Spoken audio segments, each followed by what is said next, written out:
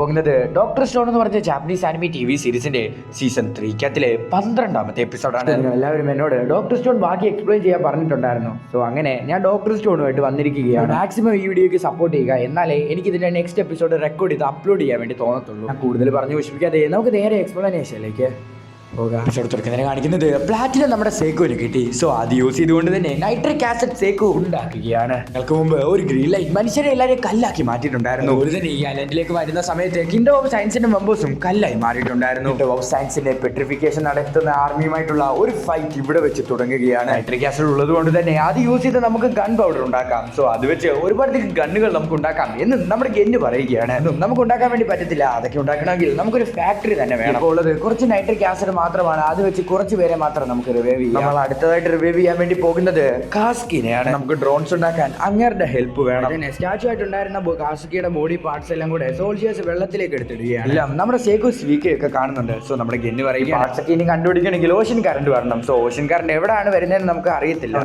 ഒരാൾ മാത്രമേ ഉള്ളൂ, അതാണ് റിയൂസി. നമുക്ക് ആദ്യം അവനെ റിവൈവ് ചെയ്യണം. നമ്മുടെ റിയൂഷിന്റെ സ്റ്റാച്ചു അവിടെ നിന്ന് മാറ്റുകയാണ്. കിഡിലായിട്ടുള്ള ഡ്രസ്സാണ് ഇട്ടിരിക്കുന്നത്. എനിക്ക് തോന്നുന്നു ഇവനൊരു ഇമ്പോർട്ടന്റ് ആയിട്ടുള്ള ഒരു പേഴ്സൺ ആണെന്ന്. നമ്മുടെ ബ്രാക്ക് പറയുകയാണ്. ഇതിലേക്ക് കുറച്ച് ഞുരിഞ്ഞു കയറ്റക്കാർ വന്നിട്ടുണ്ട്, എനിക്ക് അവരെ കണ്ടുപിടിച്ചത്. നിങ്ങളുള്ള എല്ലാ ആൾക്കാരും ഈ സ്റ്റാച്ചു വന്ന് പൊട്ടിച്ച് കാണിക്കുക. കാരണം കൊഹാക്കു അവനെ കൊല്ലാൻ വേണ്ടി പോകുകയാണെന്ന് പറഞ്ഞ് ഭയങ്കരമായിട്ട് ദേഷ്യപ്പെട്ട് നിൽക്കുകയാണ്. തന്നെ നമ്മുടെ സേക്കു ആണെങ്കിൽ കൊഹാക്കുവിനെ കോൺടാക്ട് ചെയ്തിട്ട് പറയുന്നത് പോലെ തന്നെ നീ എല്ലാ കാര്യങ്ങളും ചെയ്യണമെന്ന് അവളോട് പറയുന്നു. തന്നെ നമ്മുടെ കൊഹാക്കുവിന്റെ ടേൺ ആയിരിക്കുകയാണ് ആ സ്റ്റാച്ചു പൊട്ടിക്കാൻ. യൂഷിന്റെ സ്റ്റാച്ചു പൊട്ടിച്ചില്ലെങ്കിൽ ഉറപ്പായിട്ടും അവർക്ക് ഡൗട്ട് അടിക്കും. തന്നെ നമ്മുടെ കൊഹാക്കു നേരെ ചാടി ആ സ്റ്റാച്ചു അടിച്ച് നശിപ്പിക്കുകയാണ്. കാലും വായും എല്ലാം വളരെയധികം വേഗത്തിൽ പൊട്ടിച്ച് കളയുകയാണ്. നമ്മുടെ കൊഹാക്കു അത് കഷ്ണങ്ങളാക്കുകയാണ്. കാരണം ബാക്കിയുള്ളവർക്ക് മനസ്സിലാക്കിയാണ് ഇവളൊരു സൈക്കോ ആണെന്നുള്ളൊരു കാര്യം. നമ്മുടെ സേക്കുവിന്റെ അടുത്തേക്ക് ഒരു ഡെലിവറി വരികയാണ്. സോ അതെന്ന് പറയുന്നത് യൂഷിന്റെ കൈയായിരുന്നു. സോ ഇത് കാണുന്ന സമയത്ത് നമ്മുടെ സ്വീക്ക നല്ല രീതിയിൽ തന്നെ പേടിക്കുന്നു. യൂഷിന്റെ ബോഡി പാർട്സ് എല്ലാം ചെറുതാക്കി ആ റാറ്റ്സ് യൂസ് ചെയ്ത് അതിവിടെ കൊണ്ടുവരികയാണ്. നമ്മുടെ സേക്കു കൊഹാക്കുവിനോട് പറഞ്ഞു കൊടുത്ത പ്ലാൻ ഒരുപാടധികം ഇഷ്ടപ്പെടുന്നുണ്ട് എന്ന് നമ്മുടെ സേക്കു ഒരു പ്രാന്തനെ പോലെ പറയുകയാണ്. കൊഹാക്കു അമാരലിസിസ് ഗെന്നും എല്ലാം കൂടെ ചേർന്നിട്ട് ആ ബോഡി പാർട്സ് ആ റാറ്റ്സിന്റെ മണ്ടയ്ക്ക് വെച്ച് കൊടുത്തോണ്ടിരിക്കുകയാണ്. നമ്മുടെ കൊഹാക്കു മനസ്സിൽ വിചാരിക്കും ബ്യൂട്ടിഫുൾ ലേഡി നിങ്ങൾ ഉള്ളത് കൊണ്ട് മാത്രമാണ് എനിക്ക് റിവൈവ് ആവാൻ വേണ്ടി സാധിച്ചത്. നമ്മുടെ റിയൂഷിന്റെ ബോഡി പാർട്സ് എല്ലാം കൂട്ടി വെക്കുകയാണ് നമ്മുടെ സേക്കു. റിയൂഷിന്റെ തൊപ്പി അവരെടുത്തോണ്ട് പോയിട്ടുണ്ടായിരുന്നു. സോ അതുകൊണ്ട് തന്നെ നമ്മുടെ സ്വീക്ക ഒരു പേപ്പർ യൂസ് ചെയ്ത് ഒരു തൊപ്പി ഉണ്ടാക്കുകയാണ്. രക്ഷിച്ചത് റിയൂഷി ആണ് എന്ന് പറഞ്ഞിട്ട് നമ്മുടെ സീക്ക ആ തൊപ്പി റിയൂഷിക്ക് വെച്ച് കൊടുക്കുകയാണ്. നമ്മുടെ സേക്കു റിയൂഷിയുടെ മണ്ടയ്ക്കേക്ക് ആ റിവൈവൽ ഫ്ലൂയിഡ് ഒഴിക്കുകയാണ്. റിവൈവൽ ഫ്ലൂയിഡ് ഒഴിക്കുന്ന സമയത്ത് സ്റ്റോൺസ് ഒക്കെ പൊട്ടിക്കാൻ നേരത്തെ ഒരു ശബ്ദം കേൾക്കേണ്ടതാണ്. എന്നാൽ ആ ശബ്ദം ഇവിടെ കേൾക്കും. നമ്മുടെ സേക്കു ഗെന്നിന് എക്സ്പ്ലെയിൻ ചെയ്ത് കൊടുക്കുകയാണ്. നാളുകൾ പെട്രിഫൈ ആയി ഇരുന്നാലേ ആ ശബ്ദങ്ങളൊക്കെ വരത്തുള്ളൂ. ഇത് കുറച്ച് നാളല്ലേ ആയതല്ലേ. നമ്മുടെ റിയൂഷി റിവൈവ് ആയി വരികയാണ്. നിങ്ങൾ ആദ്യം എന്നെയല്ലേ റിവൈവ് ചെയ്തിരിക്കുന്നത്. അപ്പോൾ അടുത്തതായിട്ട് നമുക്ക് വേണ്ടിയത് ക്രാഫ്റ്റ്മാൻ കാസ്കിനെ അല്ലേ എന്ന് നമ്മുടെ റിയൂഷി പറയുന്നു. കേട്ടിട്ട് നമ്മുടെ സേക്കു കറക്റ്റ് തന്നെ പറയുന്നു. സീക്ക നിനക്ക് തന്ന ഡ്യൂട്ടി നീ നല്ല രീതിയിൽ തന്നെ കംപ്ലീറ്റ് ചെയ്തിട്ടുണ്ട്. നമ്മുടെ റിയൂഷി സീക്കനോട് പറയുകയാണ്. നമ്മുടെ ഫൈറ്റ് നടക്കാൻ വേണ്ടി പോകുന്നത് കാട്ടിലാണ്. സോ അതുകൊണ്ട് തന്നെ നമുക്ക് വേണ്ടിയ വെപ്പൺ എന്ന് പറയുന്നത് പട്ടവല്ല ഉണ്ടാക്കാൻ വേണ്ടി പോകുന്നത് ഡ്രോൺ ആണ് എന്ന് നമ്മുടെ സേക്കു പറയുകയാണ്.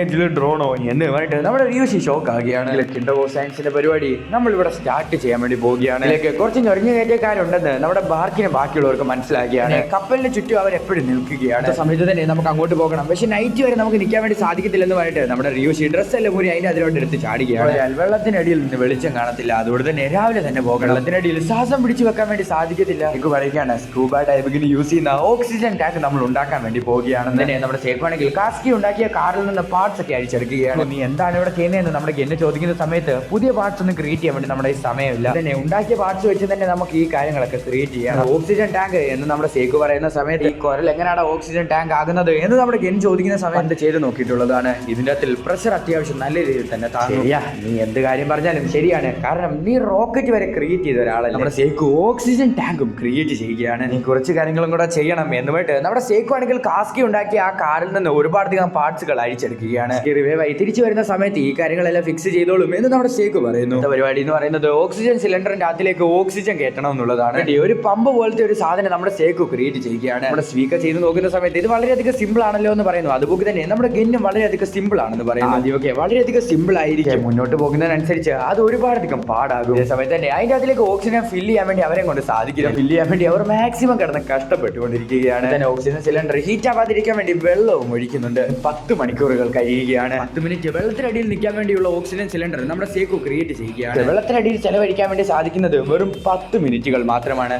സോ അതിനുള്ളിൽ തന്നെ റിവ്യൂ ചെയ്യണം എന്ന് പറയുകയാണ്. 10 മണിക്കൂർ നമ്മൾ കഷ്ടപ്പെട്ടത് വെറും 10 മിനിറ്റിന് വേണ്ടിയാണോ എന്ന്. വേറെ ഓപ്ഷൻസ് ഒന്നുമില്ല. 10 മിനിറ്റിനുള്ളിൽ തന്നെ അവർ കാസ്കിനെ കണ്ടുപിടിച്ച് റിവൈവ് ചെയ്തിരിക്കണം. തന്നെ വെള്ളത്തിനടിയിലുള്ള നമ്മുടെ റിയൂഷി കാസ്കിയുടെ ബോഡി എങ്ങോട്ടായിരിക്കും പോയിരിക്കുന്നത് എന്ന് നോക്കുകയാണ്. മേളിൽ നിന്നാണ് കാസ്കിയുടെ ബോഡി താഴേക്ക് ഇട്ടിരിക്കുന്നത്. അതുകൊണ്ട് തന്നെ ഈ ഡയറക്ഷനിലായിരിക്കും പോയിരിക്കുന്നത് എന്ന് നമ്മുടെ സോയോസ് പറയുകയാണ്. അന്ന സമയത്ത് നമ്മുടെ സോയോസ് വളരെയധികം ഇന്റലിജന്റ് ആണെന്നുള്ള ഒരു കാര്യം നമ്മുടെ റിയൂഷിക്ക് മനസ്സിലാക്കിയാണ്. നമ്മുടെ റിയൂഷി ആണെങ്കിൽ കാസ്കിയുടെ ബോഡി പോകാൻ വേണ്ടി ചാൻസ് ഉള്ള സ്ഥലത്തിലേക്ക് പോവുകയാണ്. അവിടേക്ക് ചെന്ന് നോക്കുന്ന നമ്മുടെ റിയൂഷി സോയോസും കാണുന്നത് അവരുടെ കൂടെ ഉണ്ടായിരുന്ന എല്ലാ ആൾക്കാരുടെ സ്റ്റാച്ചു ഉണ്ടായിരുന്നു. കാണുന്ന സമയത്ത് നമ്മുടെ റിയൂഷിക്ക് സോയോസിന് ഒരുപാടധികം സന്തോഷം വരികയാണ്.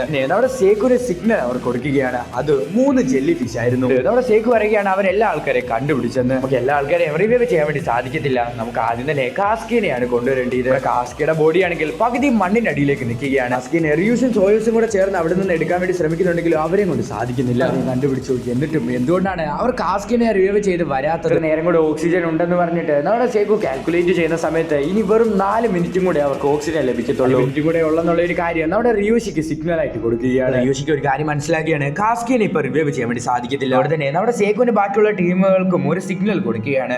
സോ ഇതൊരു മോഴ്സ് കോഡ് ആണെന്നുള്ള ഒരു കാര്യം നമ്മുടെ സേക്കുവിന് മനസ്സിലാക്കിയാണ്. തന്നെ നമ്മുടെ ഗന്നാണെങ്കിൽ അത് ഡീകോഡ് ചെയ്യാൻ വേണ്ടി ശ്രമിക്കുകയാണ്. അങ്ങനെ ഇംഗ്ലീഷ് ആൽഫബറ്റ് യൂസ് ചെയ്ത് ഡീകോഡ് ചെയ്യുന്ന സമയത്ത് ഫു എന്ന് കിട്ടുകയാണ്.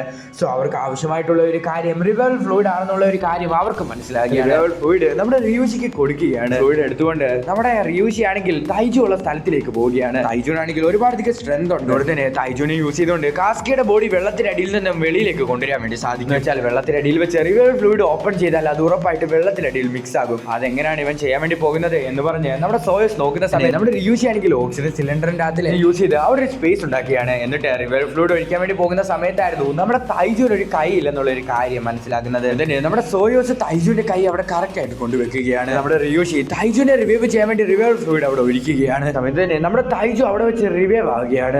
നമ്മുടെ തൈജു വെള്ളത്തിനടിയിൽ നിന്ന് അലക്കുകയാണ്. അടിയിൽ ആയതുകൊണ്ട് തന്നെ അവന് ശ്വാസം ലഭിക്കുന്നില്ല. തൈജുവിനോട് കാര്യങ്ങൾ എന്താണെന്ന് കറക്റ്റ് ആയിട്ട് എക്സ്പ്ലെയിൻ ചെയ്ത് കൊടുക്കണം. സോ അതിനുവേണ്ടി നമ്മുടെ യൂസ് ചെയ്തിട്ട് പറയാൻ വേണ്ടി ശ്രമിക്കുന്നു. എന്നാൽ ആ സമയത്ത് തന്നെ നമ്മുടെ തൈജു ആണെങ്കിൽ ആ ഓക്സിജൻ മുഴുവനും വലിച്ച് റിയൂഷിന്റെ വായിലേക്ക് ആ ഓക്സിജൻ സിലിണ്ടർ കൂട്ടി കയറ്റുകയാണ്. എന്നിട്ട് എനിക്ക് ഈ ഓക്സിജൻ തന്നെ മതി എന്ന് പറയുന്നു. ഇതിന്റെ സയൻസിന്റെ ഒരു മെമ്പർ തന്നെയാണ്. നീ എന്നോട് അത് എക്സ്പ്ലെയിൻ ചെയ്യേണ്ട ആവശ്യമൊന്നുമില്ല. ചെയ്യേണ്ടതെന്ന് കാണിച്ചു തന്നാൽ മാത്രം മതി, എനിക്കത് മനസ്സിലാകും. തൈജുണ്ടി കാണിച്ചിട്ട് തൈജുവിനെ കൊണ്ടുപോയി കാസ്കിനെ എടുക്കാൻ വേണ്ടി പറയുകയാണ്. സോ അങ്ങനെ നമ്മുടെ തൈജുവിന്റെ സ്ട്രെങ്ത് യൂസ് ചെയ്തിട്ട് അവർ കാസ്കിനെ അവിടെ നിന്ന് എടുക്കുകയാണ്. കാസ്കിനെ കൊണ്ട് തൈജു വെളിയിലേക്ക് വരികയാണ്. കാരണം സമയത്ത് നമ്മുടെ സേക്കുവിന് ഒരുപാടധികം സന്തോഷം വരികയാണ്. അവിടെ വെച്ച് ഈ എപ്പിസോഡ് അവസാനിക്കുകയാണ്. ഡോക്ടർ സ്റ്റോണിന്റെ വീഡിയോ വരാൻ വേണ്ടി ഡിലേ ആവാൻ വേണ്ടി സംഭവിച്ച കാരണം ഞാൻ പറഞ്ഞു തന്നെ. ഞാൻ 5 എപ്പിസോഡ് റെക്കോർഡ് ചെയ്ത് വെച്ചിട്ടുണ്ടായിരുന്നു. ഇഷ്ടപ്പെട്ട് റെക്കോർഡ് ചെയ്ത് വെച്ചിരുന്ന എപ്പിസോഡ്സ് ആയിരുന്നു. സോ അത് ഞാൻ യൂട്യൂബിൽ അപ്ലോഡ് ചെയ്തു. എന്നിട്ട് ഓരോ ദിവസം പബ്ലിക് ആക്കാമെന്ന് വിചാരിച്ച് യൂട്യൂബിൽ അപ്ലോഡ് ചെയ്ത സമയത്ത് വലിയ പ്രശ്നങ്ങളൊന്നുമില്ലായിരുന്നു. അതുകൊണ്ട് തന്നെ ഞാൻ സിസ്റ്റത്തിൽ നിന്ന് ഡിലീറ്റ് ചെയ്ത് കളഞ്ഞു. കുറച്ച് നേരം കഴിഞ്ഞപ്പോൾ യൂട്യൂബ് വീഡിയോ ബ്ലോക്ക് ചെയ്ത് കളഞ്ഞു. എന്നിട്ട് എനിക്കൊരു സ്ട്രൈക്ക് തന്നെ ഡോക്ടർ സ്റ്റോണിന്റെ വീഡിയോ ഇടാൻ വേണ്ടി എനിക്ക് അത്യാവശ്യം നല്ല പേടിയുണ്ട്. കാരണം ചാനൽ പോകാൻ നല്ല ചാൻസ്. വീഡിയോ നിങ്ങൾ കണ്ട് മാക്സിമം സപ്പോർട്ട് ചെയ്യുക. അപ്പോൾ ഈ വീഡിയോ കുറച്ചാളെ ബ്ലോക്ക് ആവുമായിരിക്കും. സോ അതുകൊണ്ട് തന്നെ ഞാൻ അപ്ലോഡ് ചെയ്യും. സോ അന്നേരം നിങ്ങൾ ഈ വീഡിയോ മൊത്തത്തിൽ കാണണമെന്നൊന്നും ഞാൻ പറയത്തില്ല. ലൈക്ക് അടിച്ച് ഷെയർ ചെയ്ത് കമന്റ് ചെയ്ത് സപ്പോർട്ട് ചെയ്യുക. അന്നേരം ഇത്ര കാര്യങ്ങൾ മാത്രം നിങ്ങൾ ചെയ്താൽ മതി. സോ അടുത്ത ദിവസം അടുത്തൊരു വീഡിയോ ആയിട്ട് വരുന്നതായിരിക്കും. ബൈ.